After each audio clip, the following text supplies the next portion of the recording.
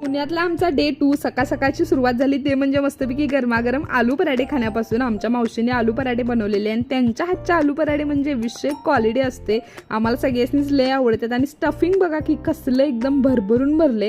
खाऊन झाल्यावर तयार होऊन आम्ही गाडीत बसून चालतो. आमचे बंधुराज, तुषार, मावशी, आई, मी आणि रिया. आणि न्यू ओरा गाडीचा डिस्प्ले बघा की माझ्या OnePlusच्या कॅमेऱ्याला पण बीट करायला लागलाय. मग आम्ही सगळ्यात पहिल्यांदा पोहोचलो देहूमध्ये तुकाराम महाराजांचं दर्शन घेण्यासाठी. तिथं असा टीका लावून घेतला की फिलिंग एक वेगळीच असत्या. आणि मग आतमध्ये जाऊन आम्ही दर्शन घेऊन आलो आणि तुकाराम महाराजांचं जन्मस्थान पण आम्ही बघितलं. एकदम भारी वाटलं तिथं पण. आणि मग आम्ही गेलो आळंदीला ज्ञानेश्वर माऊलींचं दर्शन घेण्यासाठी. तिथं थोडंफार काय काय घेतलं आणि ज्ञानेश्वर महाराजांच्या संजीवनी समाधीजवळ आम्ही पोहोचलो. आणि आता उन्हाळ्या सुट्ट्या संपणार आहे, शेवटचे वीकेंड आहे, त्याच्यामुळे गर्दी प्रचंड होती. तिथं दर्शन घेऊन आम्ही माऊलींच्या गाथा संग्रहाकडे गेलो आणि येता येता गजानन महाराजांच्या मठाचं दर्शन घेऊन आलो.